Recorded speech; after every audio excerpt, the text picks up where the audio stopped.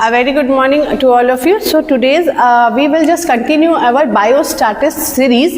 Yesterday we have just studied the difference between parametric and non-parametric tests. If you don't watch that video, must watch that video before studying the t-test so that you can easily understand the things. So one of the important short note t-tests, important short note for PG students, and it comes under your paper 1. Okay. So let's understand what is t-test. T-test. So first thing you should know, it is what? It is a parametric test.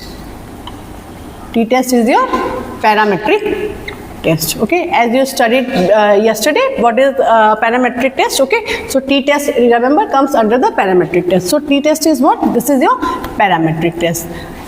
So being a parametric test, as you know, parametric tests are applicable where? So it is applied on normally distributed population, isn't it? It is applied on, because all parametric tests are applicable on your normally distributed population.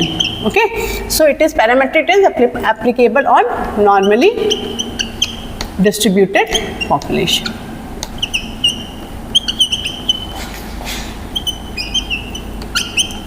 What does this mean, normally distributed? Normally distributed means there is a bell-shaped curve. Okay, that means the population is distributed symmetrically, though no asymmetry is there, and when you will draw a curve, then it comes as a bell-shaped curve. Okay, then a question can be asked as a MCQ also, that is a curve which is obtained in normally distributed population is, that is your bell-shaped curve. Okay, so this can be your MCQ also. Okay. So first is t-test is your parametric test, and it is applicable on what? Normally distributed population. Then it is also known as, another name of t-test is, it is also known as student t-test. T-test, or it is also known as student t-test, or it is also known as student t-distribution test. Okay, student t-distribution test. Alright, so what points you will write in your exam? First, t-test, it is a what kind of test? It is a parametric test. As a parametric test, so it is applicable where? It is applicable in your normally distributed population. What kind of curve you will get in normally distributed population? That is bell-shaped curve. Okay, bell-shaped curve, that means there is a symmetry. No asymmetry is there. If asymmetry is there, then that is the skewed population, and in that you will apply your non-parametric test. Okay, so this is the important, that for parametric test the population should be normally distributed. All right, and the another name you must know. So the another name of t-test is, it is also known as student t-test or student t-distribution test. Okay, next point what you will write after that?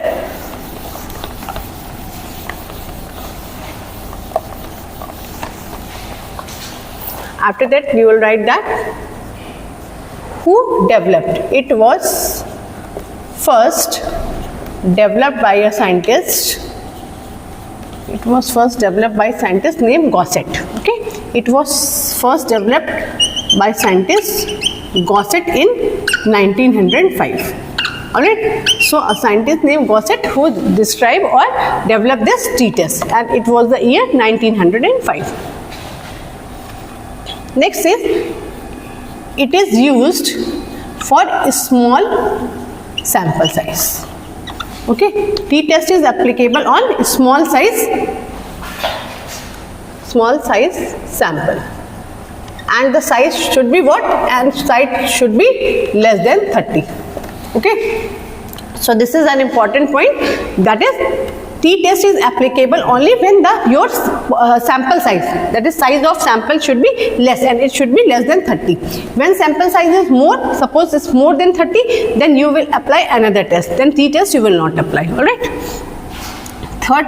next more thing is that t-test not describe variance. Okay, not describe variance.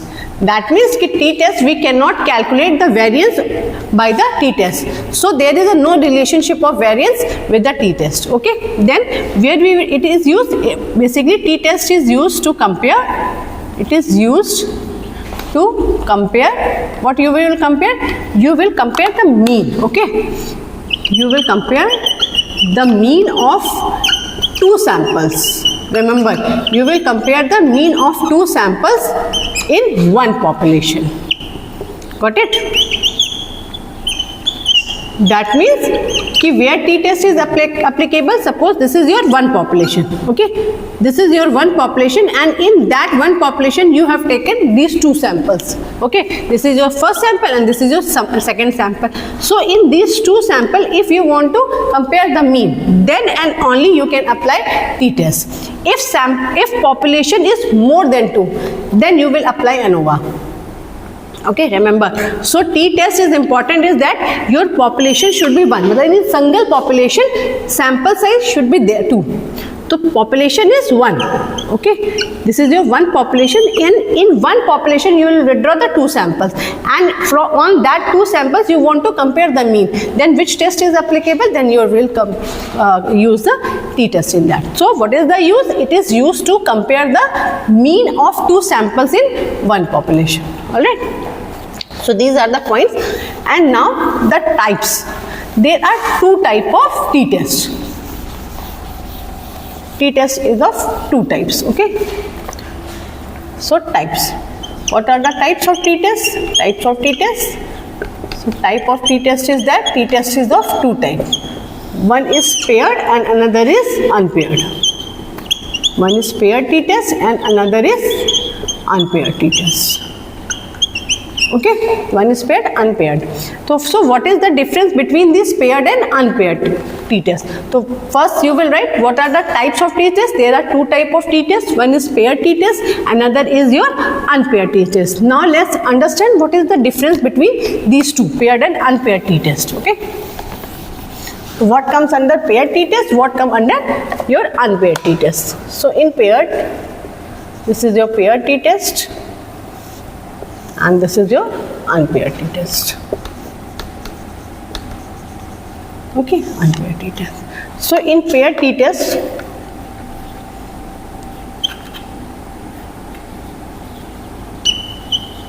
mean, when you t-test what? You will compare the mean of 2 samples. Na? So in paired test, mean of 2 samples are what? In paired, mean of 2 samples are dependent on each other. Okay, they are dependent on each other. Dependent on each other. All right. So in paired t-test, mean of 2 samples. That's suppose you are taking the 2 samples from one population and you want to compare the t-test, and you apply paired t-test in that sample. Then these 2 samples are dependent on each other. Whatever sample you withdraw for your research purpose, that 2 samples will be dependent on each other. While in unpaired t-test, 2 samples are independent each other. Okay, they are not dependent, independent each other. All right, the first difference is this between paired and t-test. Second difference is that intragroup variability is present in your intragroup variability. So intragroup variability is present in your unpaired t-test. That is, if there is a variability, then if there is 2 groups and you will compare the mean of that 2 groups, then there is an intragroup variability. If intragroup variability is present in unpaired and it is intragroup variability is absent in your paired t-test. Okay. Third point is that in paired t-test, a small sample size is sufficient to achieve your power of study. A small sample size is sufficient to achieve power of study.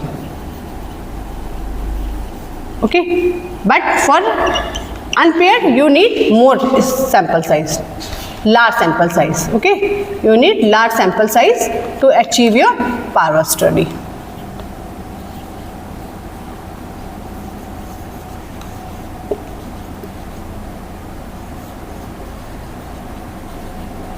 power of study. Okay, so once again we will understand the difference between unpaired and paired t-test. In paired t-test, first thing is mean of two samples are dependent on each other. Okay, while in unpaired, two samples are independent each other. Second is intra-group variability is present in unpaired t-test, while intra-group variability is absent in your paired t-test. And in paired t-test, if you want to achieve the power of study of your research, then you will need a small sample. That if you take a small sample, then your power of study you can achieve. While in unpaired, you need more larger sample size to achieve your power of study. Okay, so this is all about the t-test, and it's an important short note for your paper 1. So you must read this topic. Okay, so thank you.